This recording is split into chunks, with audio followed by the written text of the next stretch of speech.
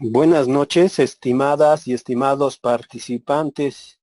Es para mí un gusto dirigirme a ustedes nuevamente. Espero que todos tengan una buena recepción. Y antes de empezar, quiero indicarles que las participaciones en esta jornada, por favor, si es que tienen el micrófono, siempre acérquenlo a su boca. Si es que tienen algún ruido en donde están conectándose, por favor traten de bajarle. Y bueno, vamos a empezar. En La Paz está haciendo un clima bastante lluvioso. Espero que ustedes estén mucho mejor. Bueno, retomando el hilo conductor de la pasada conferencia, ahora vamos a empezar, bueno, comenzar con lo que dejamos pendiente y son las definiciones sobre educación a distancia. Dejé en la plataforma dos textos bastante precisos sobre lo que es el e-learning, la educación virtual y a dónde nos estamos adentrando. Entonces, bajo la misma dinámica, posterior a cada explicación, voy a dejar que las personas, que todos aquellos que hayan leído, revisado los textos, los videos, puedan participar. Recuerden que las conferencias son muy importantes para el proceso de retroalimentación. En esta ocasión, mi persona como tutora o tutor de este módulo, en su momento ustedes les tocará gestionar también como tutoras o tutores. La educación a distancia, hablábamos la semana pasada o el sábado, hablábamos de la educación virtual, la formación virtual, el e-learning. Entonces, haciendo un preámbulo sobre estos conceptos, recordándoles que la educación a distancia está mediada por las tecnologías de información y comunicación, que estas son las de la primera etapa de la evolución de las tecnologías. Me refiero a la radio, al televisor, al teléfono, incluso a la imprenta. En la educación a distancia todavía se maneja el concepto de que los tiempos son muy prolongados. Les daba un ejemplo, ¿no? Que la educación a distancia ya se hablaba desde los antiguos monasterios, donde las personas se capacitaban a distancia, solicitaban los textos contenidos, se les llevaba físicamente y posteriormente a esto, después de un tiempo largo, se les enviaba las evaluaciones. Estos contaban con viajes extensos. Sin embargo, era educación a distancia. Posteriormente mencioné los ejemplos de Radio San Gabriel, con una experiencia muy positiva en Bolivia, sobre la formación con un medio de comunicación de la primera etapa de las tecnologías de información y comunicación, como es la radio. Seguramente, tal vez alguno de sus amigos ha participado en esos programas de instrucción de la lengua nativa aymara a través de la radio San Gabriel, además de otros formativos que se llevaron, bueno, ya cambiando, además de otras experiencias formativas con otro medio de comunicación, que es la televisión, ¿no? Programas donde a través de la televisión se realizaba la educación. Y actualmente todavía existen algunos canales más de tipo informativos, en donde abordan un cierto contenido. Ingresando ya al objeto mismo de nuestro estudio, estamos hablando de lo que es el e-learning. Asimismo, recuerdo también que la educación virtual, de la educación a distancia hay un paso cual y cuantitativo a la educación virtual. Sin embargo, ambos todavía están vigentes. En áreas rurales todavía podemos utilizar la educación a distancia con los medios convencionales. Y también en educación virtual podemos hacernos de las nuevas tecnologías de información y comunicación. Esa es la segunda etapa de la evolución de las TICs, donde ya ingresa la telemática. La telemática son la conjunción de las telecomunicaciones con la informática. lo que estas dos ramas permiten una comunicación global a través de las telecomunicaciones, reitero, y basados en el código binario a través de la informática, que nos facilitan diferentes recursos, herramientas, sistemas para que un docente pueda comunicarse con sus estudiantes. Y inicialmente, y espero que hayan leído, y aquí voy a solicitar participación del texto que tenemos en la plataforma para los escépticos del e-learning, o también el video que tenemos, los paradigmas del e-learning, que ya lo vimos. Y bueno, respecto a eso voy a agradecer la participación de alguna o algún compañero de esta conferencia. Voy a precisar antes de las intervenciones que la educación virtual tiene tres metodologías más claras y se utilizan con mucha amplitud por muchas empresas, instituciones educativas y otras instancias que se dedican a la formación, a la capacitación o a la educación. Hablamos de tres modalidades. Este diplomado es de carácter B-Learning, lo que significa, bueno, del inglés Blended Learning, aprendizajes mixtos. Entonces, el Blended Learning, en su metodología, lo que utiliza es un 50% de presencialidad, otro 50% de virtualidad o haciéndose de herramientas telemáticas para la comunicación. Es un ejemplo que les voy a dar. Como les reitero, son preguntas de examen esta sección que estoy explicando. El Blended Learning es similar a este diplomado. Según la planificación se determinan ciertas horas presenciales como ciertas horas virtuales.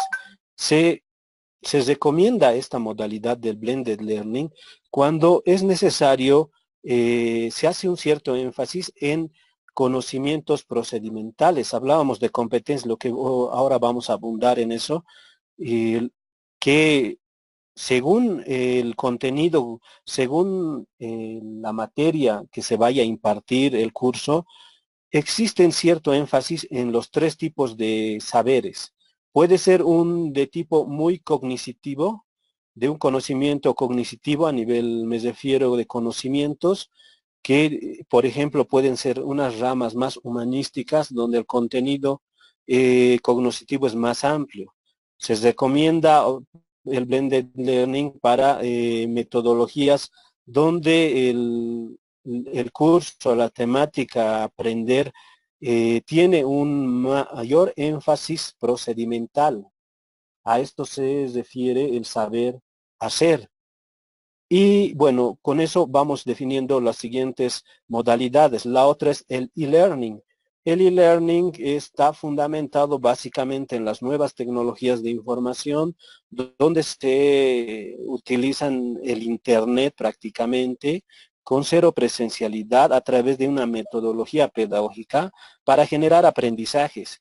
Y no es que no tenga la misma calidad que una modalidad presencial o semipresencial como el Blended Learning, sino que su metodología, su estructura, su planificación ha sido diseñada de tal manera para que genere competencias en sus participantes a través de esta modalidad con diferentes estrategias, recursos, técnicas y métodos de enseñanza y aprendizaje.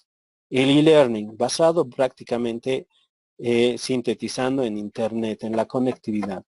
Y el M-Learning, que es el último boom que se maneja a nivel internacional, a nivel mundial, a través de los dispositivos móviles y gracias precisamente a esa evolución constante que se tiene de los dispositivos móviles.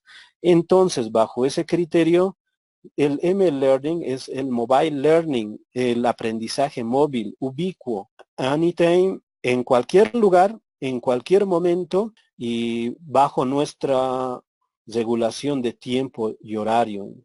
Entonces, me puedo capacitar. Una aplicación que recomiendo y la voy a publicar en la plataforma es ZPDF Reader. Esta aplicación que la voy a publicar en la plataforma me permite leer mis PDFs. Lo que hago es abrir mi aplicación. Con mi aplicación móvil abro un PDF cualquiera y lo que hace la aplicación es convertirme todo el texto del PDF en audio. Es un ejemplo del mobile learning.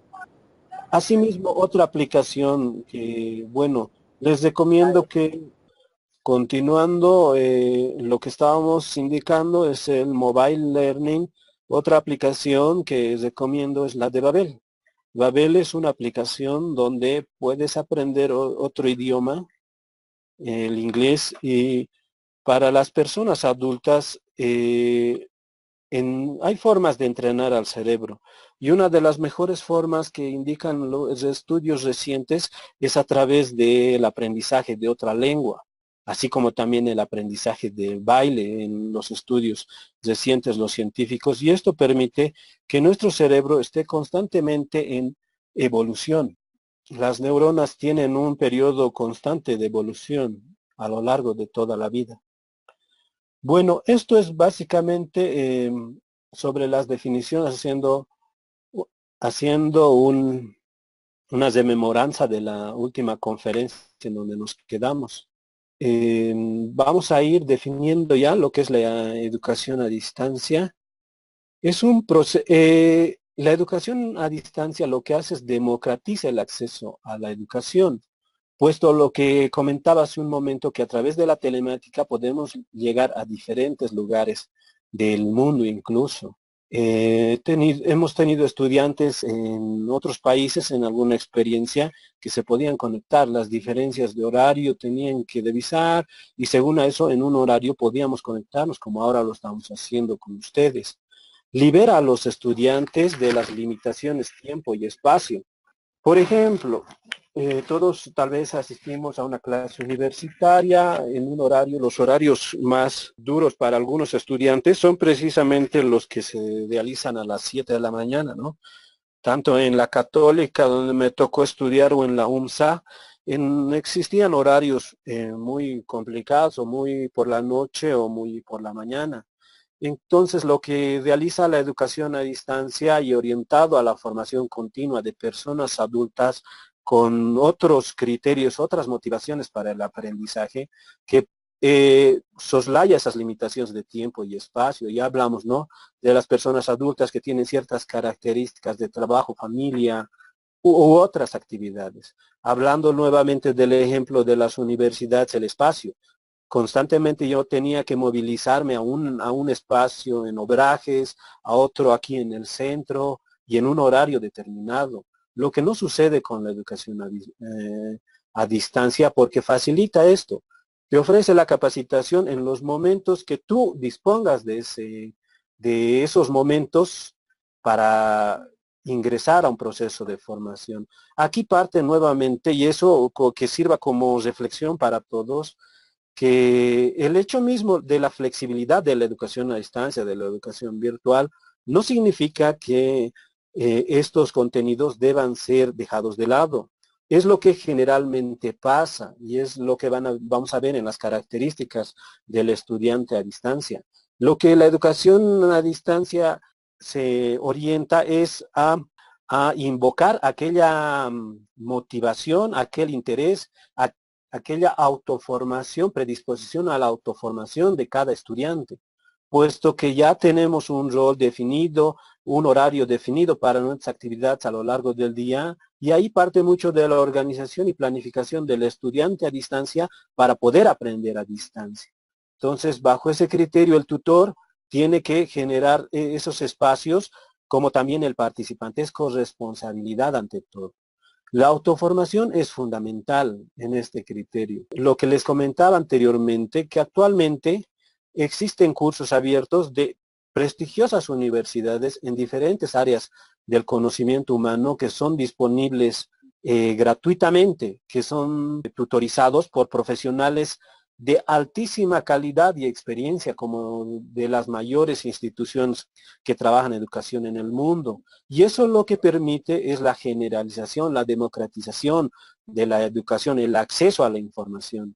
Bajo ese criterio, el hecho mismo de la palabra flexibilidad, que no signifique dejar de lado para después.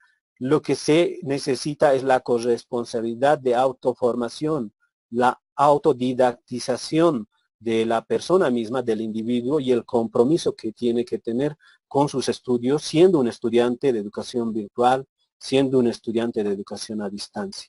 Entonces, vamos a definir ya lo que es la educación a distancia y posterior a esto voy a abrir un espacio a las participaciones sobre este concepto que ya vamos dejando de lado. Como indiqué en el grupo de WhatsApp, esta semana se nos complica más porque ya vamos a ingresar a lo que es la planificación y lo que les pido, lo que les acabo de hablar es aquella corresponsabilidad tanto suya como de mi parte, en mi caso como tutor, para ayudarles, facilitarles y apoyarles, y en el caso de ustedes, para comprometerse con el proyecto de este módulo. Entonces, bajo ese criterio, estoy seguro que vamos a salir exitosos ambos de todos nosotros de este módulo.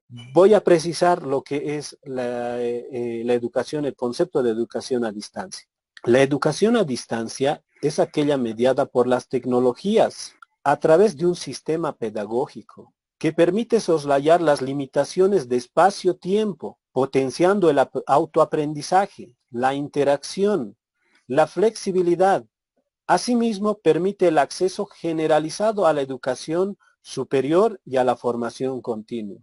Voy a desglosar este concepto para que quede totalmente claro. Posterior a esto empezamos con la planificación del e-learning y obviamente acepto dudas como participaciones sobre las lecturas que llevamos en la primera unidad. Educación mediada por tecnologías. Expliqué con amplitud lo que significan las nuevas tecnologías de información y comunicación.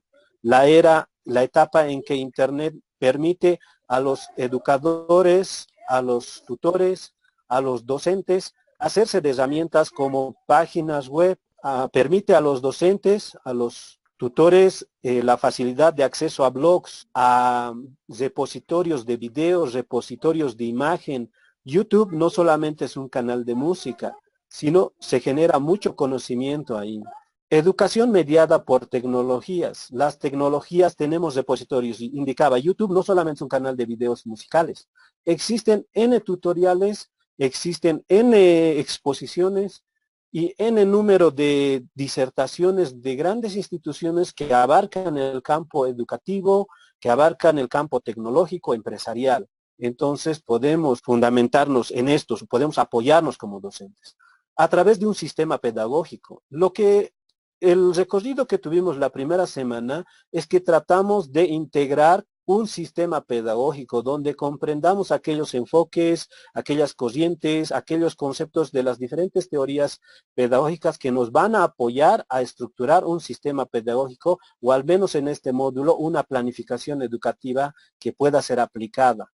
Esto nos permite soslayar de espacio y tiempo, ya no voy a redundar, espacio y tiempo ya hemos dicho que nos permite positivamente afrontar esto, una modalidad virtual. Potenciando el autoaprendizaje, les hablaba, ¿no? El participante de educación a distancia o el virtual tiene ciertas motivaciones más de tipo profesional. Por ejemplo, me puedo capacitar para la certificación. En Bolivia actualmente la certificación es meritocrática el aprendizaje. Nos presentamos a una instancia para postular, entonces ahí inicialmente las empresas lo que hacen es ver tu currículum. Entonces mi motivación en un proceso de educación a distancia tiene que partir desde esa parte si es lo que yo estoy asumiendo. Asimismo también está la de autorrealización. Yo en realidad, al margen de mi certificado, lo que busco es ser competente, demostrar mi competencia en una empresa con tal idoneidad que no exista duda sobre mi profesionalidad, sobre mi capacidad, sobre mi habilidad, sobre mi actitud, en global sobre mi competencia, sobre algún tema específico. Si soy psicólogo asesor psicólogo, entonces debo resolver en base a todo el bagaje de conocimiento que he adquirido, porque me he autoformado en un proceso de virtual o a distancia para precisamente satisfacer. Esa es la motivación de realización personal. Hablamos de una de motivación de tipo certificada, otra de tipo de autorrealización. Ahora también la de no solamente realizarme como profesión, como un profesional competente, sino dar soluciones a un contexto más amplio, a una empresa, a una institución. Ahí surge mi habilidad y mi capacidad de liderazgo. Entonces, a medida que yo voy creciendo, formándome bajo ese concepto de ser autodidacta, que regule mi autoaprendizaje, en ese criterio yo voy a poder llegar más allá en los niveles de competencia. Un nivel de competencia es a veces dar soluciones a un entorno, tal vez a un contexto, a un grupo de trabajo muy reducido, a una unidad me refiero, a una jefatura me refiero. Y a medida que vas creciendo tu competencia, ya llevas a un nivel gerencial. Entonces, a medida que tú te vas formando, tú vas adquiriendo mayores competencias para ya no llegar solamente a una unidad, a una sección, por decir, sino que tus habilidades y competencias están llegando a un nivel ya gerencial de liderazgo, de toma de decisiones. Entonces, esa parte tomen muy en cuenta la de autoaprendizaje y autodidacta. En una reflexión con muchos colegas que ya trabajan en diferentes instituciones, hago una pregunta, así en la vida real. ¿Cuánto aprendiste tú en la universidad? Muchos incluyen, muchos y todos llegan a coincidir que ni siquiera el 50% han aprendido de lo que actualmente están aplicando en las instituciones donde están trabajando. Entonces, la academia como tal, evidentemente nos da ciertas directrices, pero la formación continua, el aprendizaje a lo largo de toda la vida, es lo que va a marcar nuestra dirección, nuestra orientación profesional, nuestra competencia, nuestra valía como profesionales, tanto para personalmente como para una empresa, ¿no? Las empresas inteligentes, las que asumen la inteligencia de negocios, las que asumen a su personal como no como un recurso humano, sino como un talento humano, esas empresas son las que más valoran a este tipo de profesionales que asumen el autoaprendizaje como un hábito en la vida, puesto que esos van a aportar bastante a la institución como van a aportar bastante a ellos mismos. Van a poder tranquilamente incorporarse a un alto equipo de trabajo con metas, visiones, objetivos claramente definidos y donde se van a lograr. Bueno, ya hablé de formación continua, educación superior, ya también en la anterior conferencia. Espero que esto, lo que estoy indicando en estas presentaciones, sea de gran ayuda para ustedes. Y ahora voy a permitir las participaciones, reitero nuevamente, en el marco del estudio de las lecturas que tenemos en la plataforma y bajo las experiencias que tal vez puedan indicar, ¿no? Buenas noches, Ana Campos, bienvenida. Dime. Bien, yo solamente estaba uniendo las ideas en la mente y me gustaría que me digas si voy por buen camino, porque lo que quería resaltar principalmente dentro de este concepto que nos ha dado en cuanto a educación a distancia es el tema de el autoaprendizaje y principalmente el ser autodidacta, ¿no?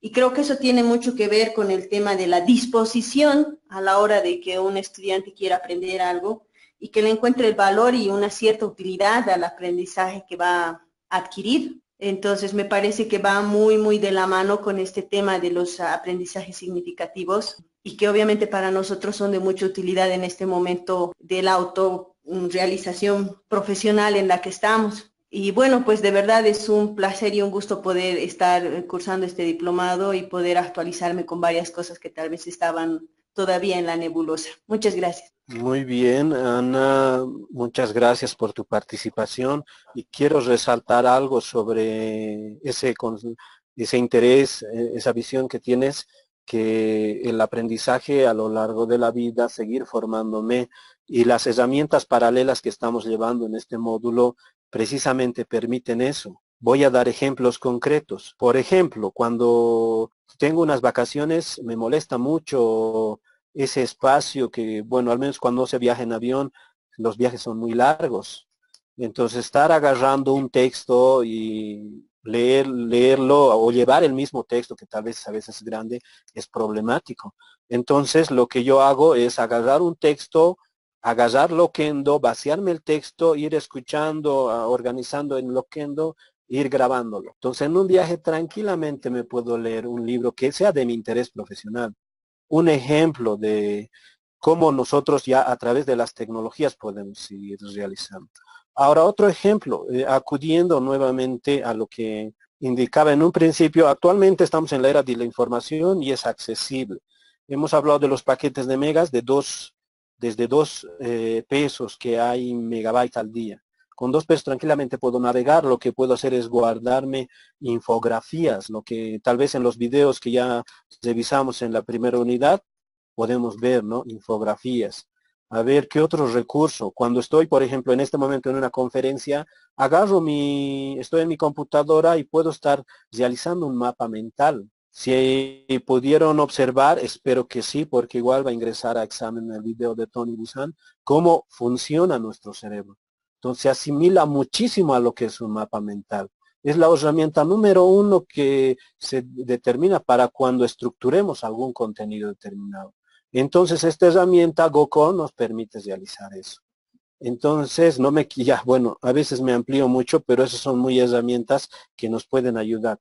Voy a dar paso a alguna otra participación, nuevamente 30 segundos. Bueno, en relación, ¿no?, a lo que estábamos viendo y a la lectura que nos dio la semana pasada sobre el e-learning, es una lectura bastante fácil, sencilla y amigable, ¿no?, en la que realmente te hace ver cuáles son las ventajas y es bastante entendible para todas las personas tal vez escépticas, que yo me consideraba a un principio una de ellas, ¿no?, que decían, no, que cómo, no voy a poder, a mí me gusta más la interacción y demás, ¿no? Pero una vez que uno está dentro, ve este tipo de textos que son bastante sencillos y como que te va respondiendo a todas las dudas que tú tienes, se hace muchísimo más fácil, ¿no? Y igualmente hay bastantes ventajas que son aplicables, ¿no?, al día a día, sobre todo eso que hablábamos hace un momento, ¿no?, que el tema de tiempo y espacio lo vuelve a uno mucho más cómodo, más sencillo el poder aplicar y aprender todas estas nuevas tecnologías y al mismo tiempo actualizarse en el área en la que uno desea, ¿no?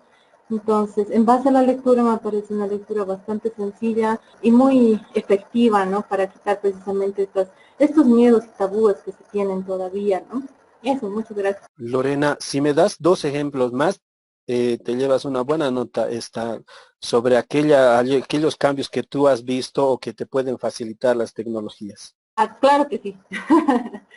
Uno, efectivizar el tema de los costos, ¿no? Es mucho más económico, hasta haciendo una evaluación que yo estaba buscando algún curso, por ejemplo, haciendo algo muy, muy mío, en que los cursos a distancia o los que son blended learning son mucho más económicos que los que son presenciales, ¿no? Entonces es una ventaja altísima y la forma en la que se presentan los módulos, en la forma en la que se presenta todo este nuevo aprendizaje es bastante amigable, ¿no? El tema de la monetario sí ayuda en mucho, ¿no? Y como decía, ¿no?, es bastante sencillo y considero que genera buenas expectativas, ¿no? A veces yo creo que uno también espera mucho de la máquina, pero también depende mucho de cada uno de los estudiantes, de las personas que estemos aplicando estos cursos y cómo le sacamos el jugo, como se dice, ¿no?, a esta nueva forma de aprender. En mi caso, nueva forma de aprender.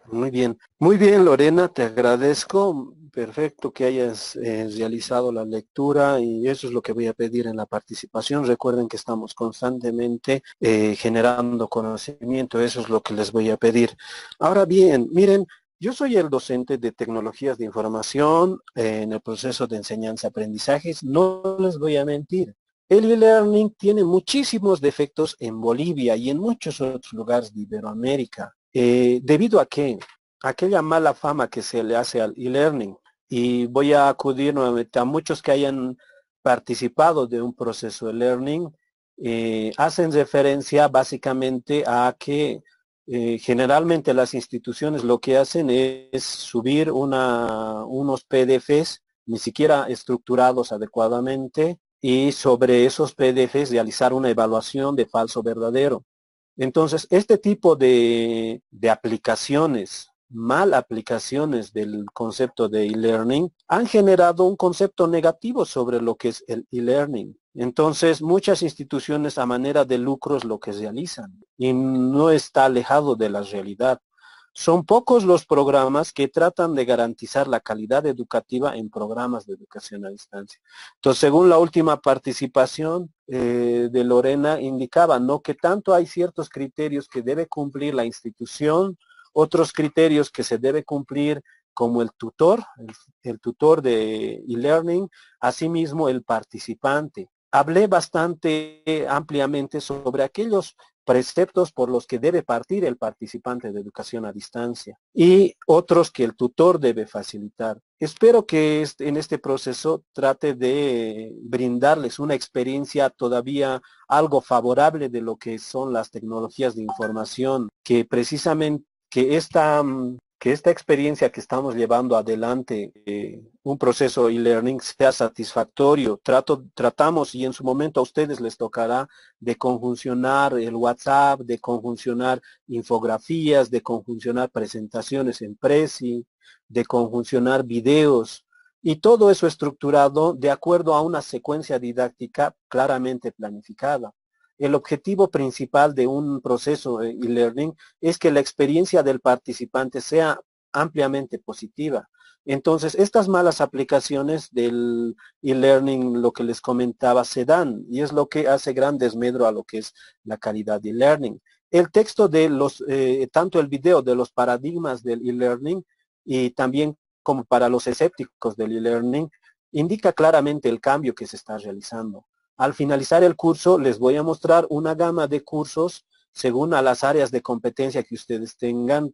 Entiendo que hay psicólogos, educadores y alguien del área de salud también. Entonces voy a clasificar cursos que los den grandes universidades en esas tres áreas. Grandes universidades me refiero a aquellas que como un boliviano promedio sería difícil aspirar a una cátedra de Oxford, de Cambridge, del MIT, del Tecnológico de Monterrey, o si alguien sabe inglés, también a aspirar a otros cursos. Y estos cursos son totalmente e-learning, a distancia. Entonces ahí nuevamente ingresamos al proceso de la autodidactización de nuestro aprendizaje. Yo autodidacta me formo porque tengo estos objetivos, estas metas, estas funciones, estas aspiraciones. Bueno, voy a permitir alguna otra participación sobre lo que estamos ya concluyendo, lo que es la definición, lo que hemos estado ya hablando ampliamente de lo que es el e-learning. Por favor. Ya, yo me voy a referir sobre todo a esta modalidad del e-learning en cuanto a las ventajas, ¿no? Pese a que los textos que leemos, bueno, hay cierta, digamos, hay opiniones, digamos, en contra, ¿no? Pero aplicando a la realidad que tenemos, son métodos bastante eficaces, ¿no? Porque además de que interactúan mucho al personal, que en algún momento se decía, ¿no?, que las personas están solas frente a su monitor haciendo el curso, pero en este caso, por ejemplo, hay interacción. Es más, ¿no? Tenemos un bagaje, tenemos varios materiales, como aparte de las lecturas, tenemos los videos, estamos aplicando aquí los procesos como los que estamos aprendiendo, ¿no? De aprendizajes nuevos. Entonces, son muy útiles, especialmente en zonas donde no hay educación superior, ¿no? Por ejemplo, aquí está el medio en Tarija, cuesta hacer una maestría o un diplomado en el área que uno quiera especializarse. Entonces es bastante adecuado y son cursos de calidad, ¿no? Que no los considero caros, pero bastante útiles, ¿no? Tampoco son complicados, ¿no? Son fáciles de acceder. Entonces veo bastantes ventajas en esto y más bien agradeciendo, ¿no?, tanto a la tecnología que nos permite sumergirnos a este mundo amplio del conocimiento, rompe barreras, rompe distancias, rompe tiempos, nos adecuamos a horarios, ¿no?, que no son de trabajo, en horarios de que estamos aquí en casa. Y eso, ¿no? Cuando tratamos de ver bastantes beneficios, aunque otros tal vez todavía tengan opiniones contradictorias. Bien, gracias, Mariana. Mariana, disculpa tu apellido, por favor. Yaxa. Yaxa, muy bien. A ver, bueno, ¿hay alguna otra participación? Así vamos a pasar a otro elemento del e-learning ya. Bueno, en función de lo que están virtiendo opiniones sobre las grandes ventajas que tiene la educación a distancia. Creo también ver algunas recomendaciones que en algún momento me la hicieron, y es el tema de con qué instituciones que brindan y ofertan este tipo de cursos se puede, se puede desarrollar esta educación a distancia. En la experiencia que tengo, hubo una institución que ofertó unos cursos virtuales sobre manejo de redes sociales y otros aspectos más sobre las TICs, pero durante el proceso que esas personas desarrollaban este curso a distancia, faltaban algunos contenidos, no era completo y al final no llegó la certificación y, y lo que nos recomendaron es que siempre veamos el tema de la institución, si está acreditada y otros aspectos para no caer con alguna estafa que se pueda presentar a nivel de este tipo de educación a distancia. Esa es la manera de comentario para tener un poco de cuidado, lo que, como dije, me recomendaron en algún momento. Muy bien, gracias Jorge por tu participación. Evidentemente, las tecnologías como herramienta en veces suelen convertirse en una... Y la confiabilidad de una institución la realiza generalmente su experiencia que tenga, ¿no? Y actualmente a través de redes sociales podemos averiguar también eso. Es una recomendación de qué institución la da, cuál es la garantía, cuáles son las formas. Ya, bueno, vamos a pasar a otro tema. Karina Rodríguez, dinos, Karina. Sí, lo que decía es que hay una parte que me gustó mucho de la lectura y que dice hacia un enfoque multimodal. Cuando hablamos del enfoque multimodal, creo que estamos queriendo decir que utilizar diferentes medios o diferentes reforzadores juntos en el e-learning, que es más o menos por donde iba Mariana, le dan calidad al proceso del e-learning, ¿no? Del e-learning. ¿Sí? Pero si hacemos de un curso una monotonía, ¿no? Y no utilizamos todos los recursos que nos están proponiendo, la participación activa de una persona no tiene, ¿no? O sea, el resultado que se espera.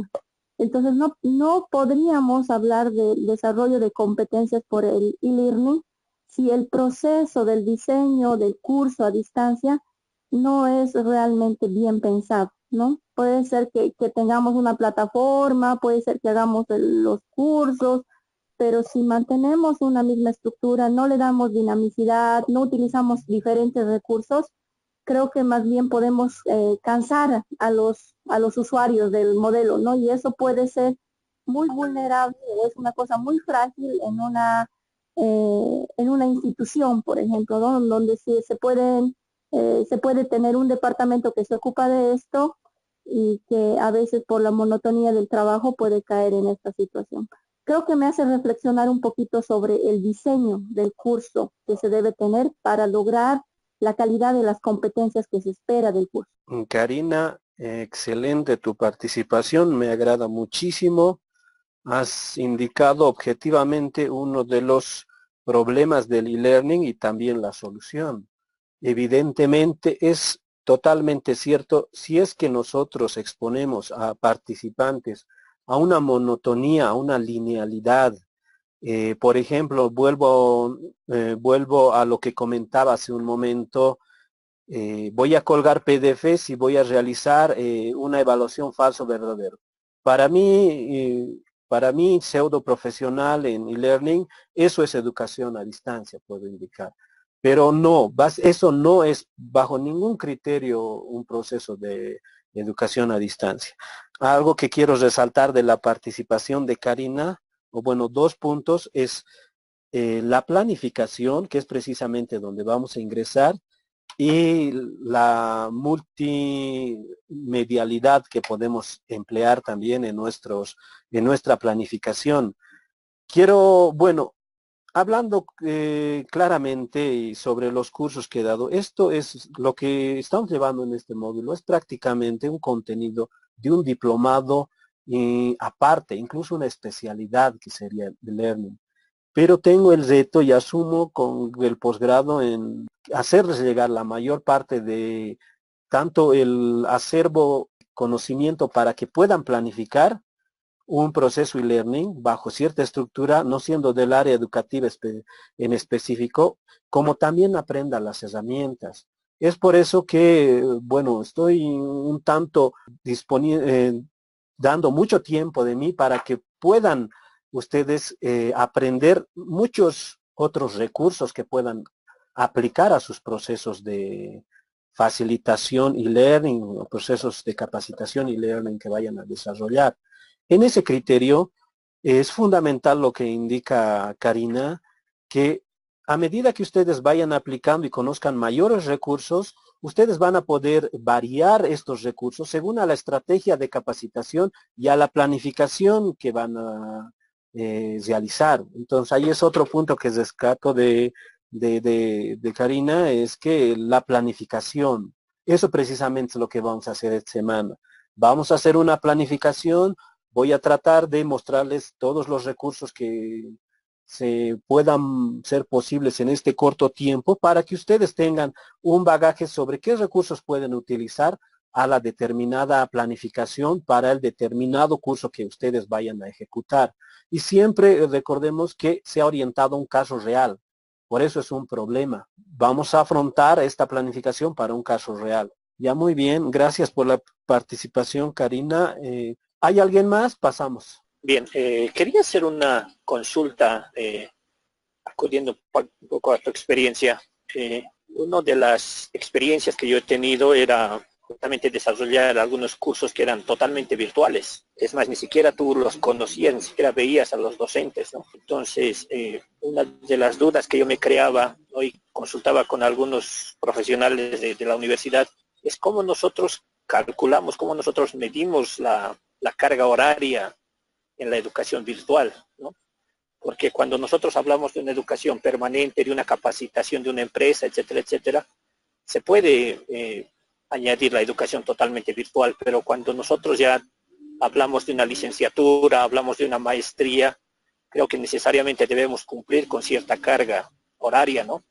Entonces, a partir de la metodología que nosotros podamos hacer, o el diseño que mencionaba Karina, ¿cómo nosotros controlamos la carga horaria que debemos tener en cada curso, ¿no? Interesante pregunta. No, qué bueno que la sacaste. Hay la CEUP, el Comité Ejecutivo de la Universidad Boliviana, ha determinado aquellos criterios para certificar un proceso de capacitación virtual. Entonces voy a publicar en la plataforma cuáles son los criterios tanto de acreditación a lo que te refieres en horas, cómo se mide las horas en una modalidad virtual y tal vez si es que fuera con alguna planificación. Entonces es muy amplia, es bastante amplia de resolver tu consulta y va más que todo a este criterio. Afortunadamente en Bolivia en la 11ª conferencia de universidades gestionada por CEUP se ha determinado todo esto. Entonces, tú puedes seguir estos criterios para poder determinar los horarios. Sin embargo, desde mi experiencia, tengo muchas, por ejemplo, en la Contraloría también ejecutan cursos virtuales. Un colega que tengo trabajando ahí, tal vez muchos lo han pasado, es las leyes de la responsabilidad por la función pública, la 1178. Entonces lo que se hace es se le acredita al virtual solamente 10 horas semana. Y bajo ese criterio, bueno, no sigue un parámetro de la academia, que es la universidad. Asimismo, no sigue un criterio de algún otro documento aprobado. El documento que voy a subir a la plataforma es del CEU, que sí es aprobado y puede servirte de referencia. Asimismo, a nivel internacional, la Universidad Nacional de Educación a Distancia de España, la UNED, determina el tiempo prudente de estudio a distancia de 1 hora y media por día. Entonces, se cuenta 1 hora y media que el estudiante debe disponer para su tiempo y esto es a lo largo de los 7 días. Estaríamos hablando de 11 horas aproximadamente que se le determina a la semana. Y esto, como te digo, para determinarlo en un ámbito académico, el documento que voy a subir va a ser de mucha utilidad. Sin embargo, hay diferentes clasificaciones tanto en el sector privado como en el público. caso de lo que te comentaba de la Contraloría. Ya bueno, vamos a pasar a la siguiente diapositiva. Hablamos de las características de los estudiantes a distancia. Ya hablamos de la motivación, la autoformación, el compromiso. Y salía en comentarios, lo que salía en comentarios hace un momento es qué es lo que tiene que generar un contenido de educación a distancia. Por ejemplo, si es que voy a dictar una clase de leyes, el hecho mismo que coloque como material de estudio la ley como tal, con artículos, con todo como se publica en la Gaceta, obviamente va a ser una barrera. Como la foto de la izquierda viendo de frente su máquina, podrán ver que esa experiencia con ese documento no va a ser nada placentero. Cuando una planificación es correcta a través de una secuencia didáctica por etapas, por diagnósticos, por estructuración de contenidos, por utilización de recursos, el aprendizaje debe estar diseñado de tal manera que genere motivación de seguir la lectura, el hilo conductor de algún documento, de algún recurso. Entonces esas son las características diferentes que tienen que poseer los recursos que se crean en e-learning.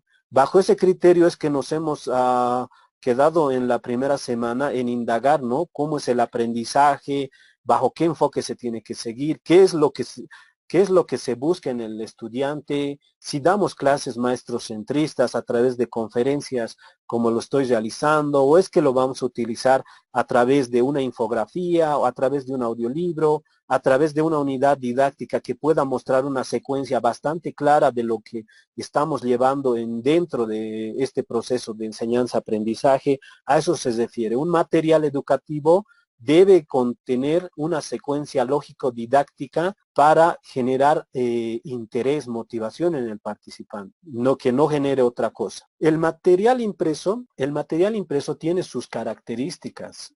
Ha sido gestionado y escrito por un tutor con los objetivos determinados de la planificación. Entonces, si yo en mi planificación determino que van a aprender, por ejemplo, las nuevas clasificaciones de las enfermedades mentales en el área psiquiátrica o psicológica, el DSM-5, si no me equivoco, que es, entonces, mi material puedo hacer uso de imágenes para esta clasificación que la hace la Organización Mundial de la Salud. Entonces, bajo ese criterio, la definición de las actuales o de los tipos de enfermedades que tenemos a nivel mental, entonces se clasifican, puedo hacer uso de imágenes, puedo hacer uso de secciones de que sean más importantes de relevancia dentro del documento para didactizar el contenido. Eso es uno de los objetivos que debe contener un material impreso. Las características del material impreso deben ser precisos. Miren, en los documentos que van a estructurar ustedes, deben ser precisos. ¿En qué sentido? Les indicaba que actualmente en la era de información estamos en un proceso de infoxicación.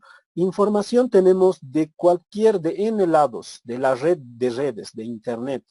Entonces, yo, Pepito Pérez, puedo publicar mi criterio sobre, por ejemplo, la educación, pero en realidad soy un ingeniero en sistemas. ¿Cuánta valía puede tener mi intervención que yo ya publiqué en Internet, que está en acceso para todo el mundo, para alguien que está buscando una información fiable? El informe de la UNESCO de los 4 pilares de la educación indican que actualmente en esta era de la infoxicación de la información, donde tenemos mucho conocimiento que no es validado, debe ser preciso. ¿Por qué? Es darle al estudiante lo elemental que necesita. No estoy indicando que sea lo fácil, lo elemental que tiene que comprender, lo más importante de un texto. Tiene que estar en un marco de homogeneidad, es decir, tiene que utilizar una misma terminología. En un término, siendo más coloquiales, tiene que utilizar un término que sea aprensible y comprensible para todos los participantes. Debe ser atractivo, les hablaba del uso de imágenes, ¿no? Entonces la imagen en material impreso es muy importante. Y actualmente hay muchísimas imágenes en las redes. Nosotros podemos hacernos de esas imágenes para poder didactizar nuestros documentos impresos. Asimismo, tiene que causar reflexión. Un material impreso, si es que solamente te muestra información y no te genera reflexión, no va a ser de gran utilidad. Entonces, estos criterios contemplan a la hora de elaborar un material impreso, preciso, homogéneo, atractivo al estudiante, reflexivo, que me genere reflexión, que sea comunicativo, que sea de fácil entendimiento, que sea bien estructurado, una secuencia lógica, didáctica. Inicio por la definición, inicio por un tanto más por los fundamentos, definición, ya por el proceso, ya por los ejemplos. Y dentro de todo el proceso causo reflexión a través de estudios de casos reales, que sea pragmático. Un material didáctico impreso tiene que ser práctico, que puedan aplicar. Por ejemplo, me voy a un ejemplo, viajé en una temporada a Carmen Pampa. Entonces yo conocía de sembrar las plantas, que es cavar y sembrar la planta con raíz y nada más. Pero la estructura de las personas de la unidad académica de Carmen Pampa, de la Católica, muestra unos folletos bastante interesantes donde te enseña prácticamente cómo puedes utilizar o plantar algún fruto. Asimismo, cómo los desechos de esos frutos los puedes convertir en abono. Es bastante práctico, es propositivo. Ese material que yo voy a desarrollar como tutor, cada uno de ustedes tutora, tiene que también ofrecer una proposición para que el mismo estudiante de manera autodidáctica trate de resolver algo concreto. A ver, en resumen, un material didáctico impreso tiene que ser preciso, homogéneo bajo una situación, secuencia didáctica, atractivo utilizando otros recursos solamente al margen del texto. Tiene que ser reflexivo, me tiene que causar reflexión. Tiene que estar relacionado con mi contexto, tiene que ser comunicativo, coherente, tiene que tener un esquema, un mapa mental. A veces para estructurar un contenido es una de las técnicas más positivas, que es el mapa mental, donde yo estructuro a manera de ideas principales, secundarias y terciarias la estructura de mi contenido. Y ese contenido debe ser práctico. A través de ese contenido debo generar práctica. Y en caso de que en la práctica pueda existir algún inconveniente, ahí está el docente o el mismo texto debe ser autodidacta, resolverme. Para un caso concreto, ya no ir sobre práctico, me refiero y que te muestre tanto el contenido, que te muestre el problema, que te muestre también la reflexión, que te muestre la práctica y asimismo te garanticen las respuestas. No es tan, bueno, les voy a mostrar textos a medida que estamos desarrollando esto, pero un ejemplo claro sería para el área de matemáticas. Todos conocen el Baldor, ¿no es cierto? El Baldor tiene sus problemas y si es que eres un estudiante aplicado en matemáticas de primaria, resuelves, y si no llegas para comparar tu propio razonamiento matemático, vas al final del Baldor y te muestra la respuesta, ¿no es cierto? Lo que trato de hacer es ejemplificando en cierta manera las características que tiene que tener un material didáctico impreso en educación a distancia. No solamente es eso, recuerden, práctico, tiene que estar preciso, homogéneo, atractivo, me tiene que causar reflexión, tiene que ser práctico. Respecto a las nuevas tecnologías de información y comunicación, esto también es pregunta de examen, les van a preguntar si es que han llevado un módulo de TICS, y por favor grábenselo. Hay dos tipos de herramientas, las herramientas sincrónicas y las asincrónicas. ¿Quién me podría dar una referencia sobre eso? ¿A qué me refiero con herramientas sincrónicas y con herramientas asincrónicas en e-learning? Francisco Javier Costas, dime. Dentro de las herramientas asincrónicas, ¿no? Es decir, no se desarrollan en tiempo real, tenemos, por ejemplo, lo que es el correo electrónico, ¿no? Puede ser también, sí, sobre todo el correo electrónico, ¿no? Y ¿Esos dentro son? de las ¿Cómo? ¿Esos son? ¿El correo electrónico Sí, es sincrónico o asincrónico? asincrónico, ¿no? Ah, perfecto. Asincrónico, sí. Y dentro de las que son sincrónicas, quizás podemos hablar de las que nos permiten una relación en tiempo real, ¿no? Como la que se desarrolla en este momento a través de este programa, ¿no? Del GoToMeeting. También podemos hablar del chat. Bueno, creo que esa es justamente un poquito para dar el ejemplo. Gracias. Muy bien, gracias Francisco. Sí, evidentemente. Hay dos tipos. La semiología de estas palabras de sincrónico y asincrónico deben relacionarlo con lo siguiente. Un aprendizaje, haciendo un paréntesis, es cuando yo relaciono algo que conozco previamente con algo, con el nuevo conocimiento. Entonces, hagan relación de sincrónico a tiempo real. Eso es básicamente la definición de sincrónico, es tiempo real.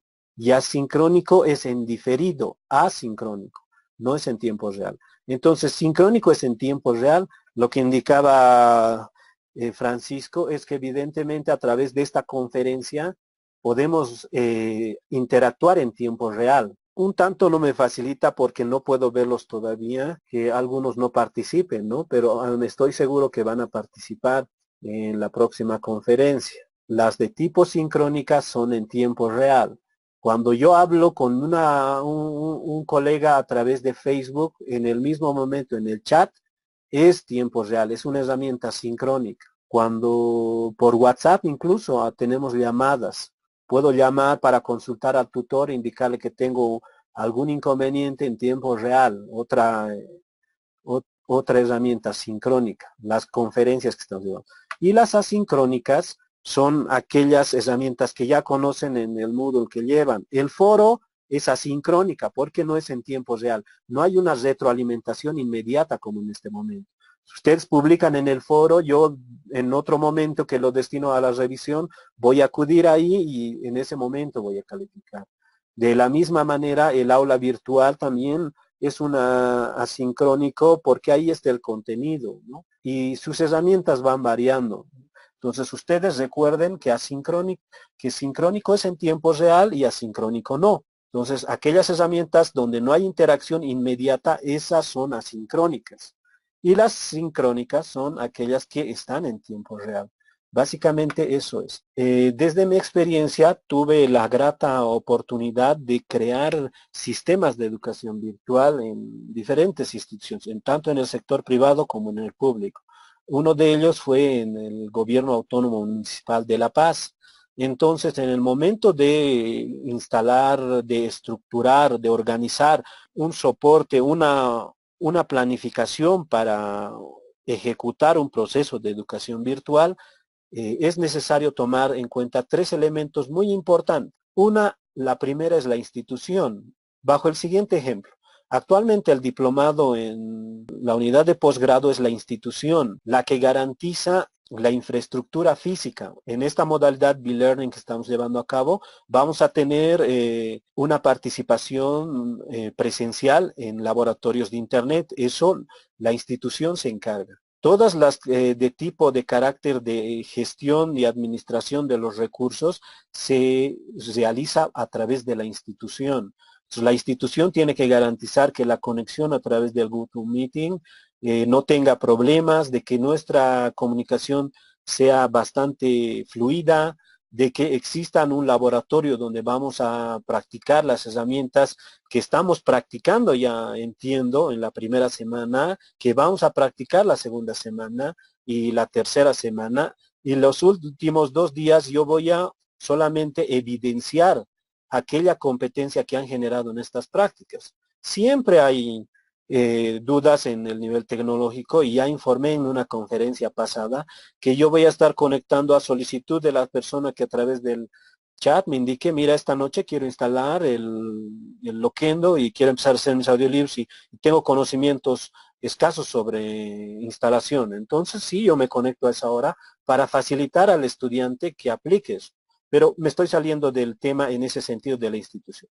La institución, cuando vamos a organizar un proceso e-learning, es fundamental en garantizar la infraestructura, ya sea física para la versión presencial de los laboratorios, como también el servidor que sea necesario, el dominio, el hosting y todos los elementos de gestión que nosotros, yo como tutor y ustedes como estudiantes requieran. Eso es básicamente lo que hace. Y las de carácter administrativo, ¿no? Inscripciones, ustedes han realizado su inscripción hasta ese medio y también la certificación. Eso se hace, es competencia de la institución. Ahora es el tutor. El tutor en el rol que a ustedes les tocará ejercer es totalmente diferente al docente, es totalmente diferente al profesor.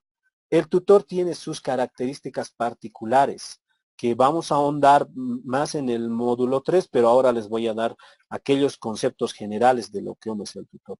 El tutor, desde su nombre mismo, cambia, ya no es docente, es tutor. En ese criterio, el tutor tiene que garantizar el ambiente para el participante, el ambiente para que exista un diálogo didáctico mediado.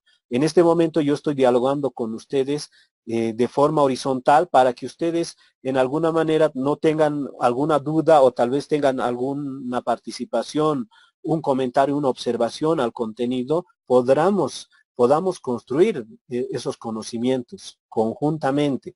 El tutor no solamente es un facilitador del aprendizaje, también es un promotor, un motivador de que el participante pueda comprometerse con el aprendizaje que se ha propuesto él mismo alcanzar a través de una secuencia de contenidos, a través de materiales, a través de videos, todo en el marco de un criterio pedagógico. Entonces, el rol del tutor es muy importante para que un proceso de learning tenga éxito en su ejecución. Los recursos y materiales. El material didáctico impreso ya lo hablamos. Siempre se realiza una guía general o una guía didáctica de módulo que tiene una estructura que la vamos a poder ver en el próximo módulo, donde ustedes van a tener un ejemplo de una guía didáctica para que ustedes planteen esa guía didáctica.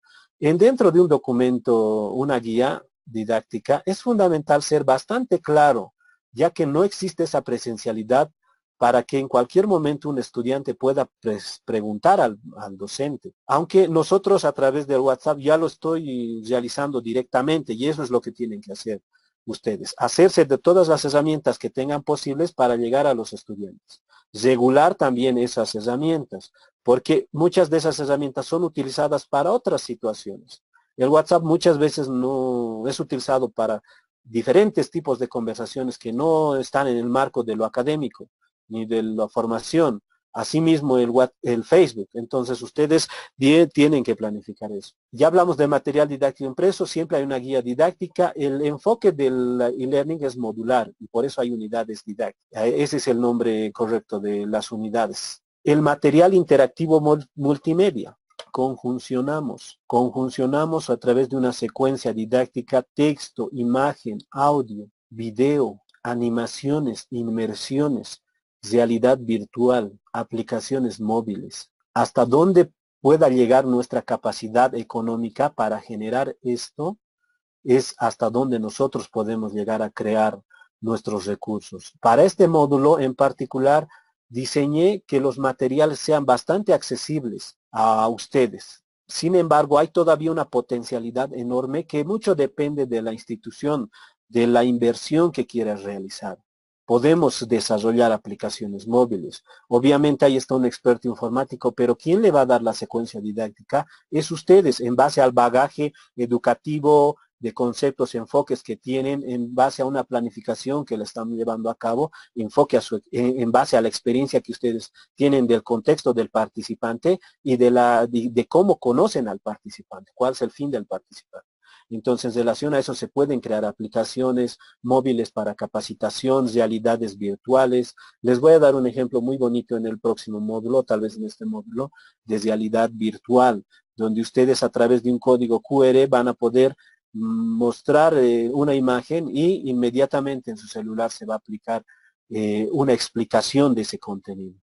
Bueno, eso les voy a dejar en esta semana para que ustedes puedan verlo. Es decir, podemos llegar qué tan lejos nos puedan dar los recursos económicos de la institución, pero asimismo depende mucho de aquella experticia que ustedes tengan sobre los contenidos y el enfoque educativo que necesita esta forma de enseñanza, de aprendizaje a distancia, virtual, e-learning.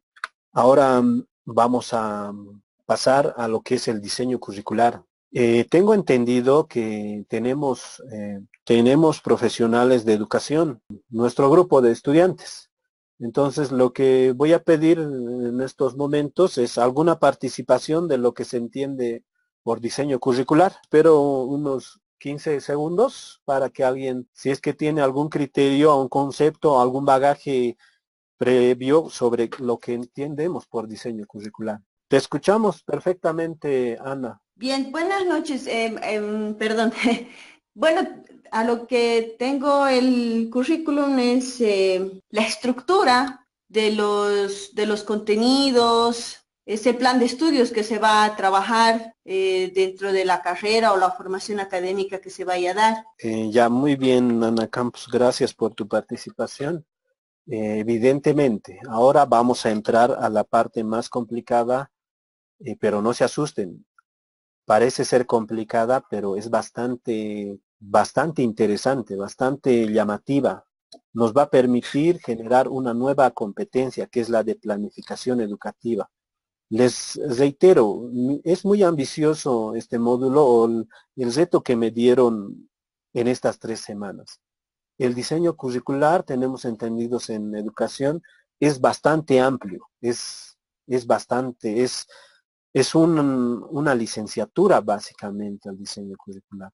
Pero la estrategia que vamos a asumir a través del diseño curricular, vamos a bajar a una planificación educativa bajo el enfoque de competencias, lo que nos va a garantizar que ustedes puedan planificar una clase, una sesión, una capacitación de un curso corto y les voy a dar todos esos criterios que necesitan. Bajo ese criterio hay documentos que subí en la plataforma, son documentos de lectura que les voy a pedir encarecidamente en su momento libre, hora y media al día, por favor les pido planifiquen bajo sus motivaciones nuevamente, que también les hablé, dedicarle ese tiempo. O bien en la mañana cuando vayan al trabajo puede ser una opción, a mediodía después de merendar puede ser otra opción, en las noches también. Algunos sufrimos de insomnio, qué mejor que devorarnos libros. El conocimiento nadie te lo arranca, es lo único que te va a perseguir a lo largo de toda la vida y donde tú vas a poder resaltar bajo ese criterio. El diseño curricular básicamente es aquella previsión que nosotros realizamos para posibilitar el aprendizaje de nuestros participantes. Nosotros ahí definimos las competencias, definimos los contenidos, los criterios metodológicos y los criterios de evaluación. Asimismo, básicamente el diseño curricular responde a estas preguntas que pueden ver en pantalla. ¿Qué vamos a enseñar? ¿Cómo vamos a enseñar? ¿Cuándo vamos a enseñar? Y evaluar. ¿Qué es lo que vamos a evaluar? ¿Cómo? ¿Cuándo vamos a evaluar? Y hemos adelantado que la evaluación en un proceso socioformativo es a lo largo de todo el proceso de capacitación, de educación que vamos a realizar. Entonces, les voy a pedir lo siguiente. Para la próxima conferencia, y esta era una de las objeciones que tú ves que se realice otro día, es lunes y no han tenido tiempo, estoy seguro, tal vez, o alguien haya leído. Si alguien leyó algo sobre esta semana, puede indicarme en este momento y va a tener una excelente participación. Pero si no, entonces lo que les voy a pedir en esta unidad, en estas semanas de planificación educativa, subir documentos precisos, interesantes, sobre cómo vamos a planificar, sucintos, no son largos, son pequeños. Les pido por favor que vayan estudiando estos documentos. La unidad mañana la subo como tal, pero lo que me importa al margen de la unidad, porque en la unidad bajo los preceptos del informe de los pilares de la educación del siglo XXI, es que va a ser muy concreto, va a ir al punto. Voy a dar un ejemplo de cómo van a planificar a través de una matriz y necesito que lean este contenido que estoy dejando en el módulo, la unidad correspondiente a la semana 2. Asimismo, el miércoles tienen que definir grupos de trabajo, no más de 5 personas y puede ser personas que solo lo hagan individualmente. La planificación educativa que vamos a realizar esta semana va a ser grupal. Entonces, pueden conformar por afinidad, por cercanía, grupos de 5 personas y el día miércoles, y para el día miércoles ya va a estar colgada la tarea y también la unidad y vamos a abordar lo que va a ser la planificación. Adicionalmente, como siempre, los tutoriales van a estar en donde corresponden para que vayan practicando. Entonces, eso es lo que les pido muy cordialmente. Una, que vayan revisando los contenidos que está publicando, las lecturas en la unidad 2, y la otra, que para el día miércoles ya me van a indicar quiénes son los grupos, ya sean de 5 personas. El objetivo de este grupo se va a realizar una planificación para elaborar un curso, y van a diseñar el curso, y van a crear los recursos en su propia aula virtual. Es decir, una aula virtual pueden tener 5 personas y dentro de esa aula virtual se va a ejecutar su planificación. Vayan pensando también en un tip, en qué curso es el que van a determinar. Es probable que tal vez sea el mismo curso que vayan a obtener o vayan a planificar. Si es que hay mismos cursos, el mismo curso, obviamente que la planificación no va a ser la misma, ¿no? De todos. Entonces, eso por favor.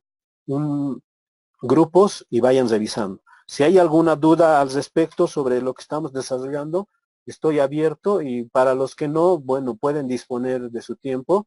Les agradezco por su participación y que tengan buenas noches.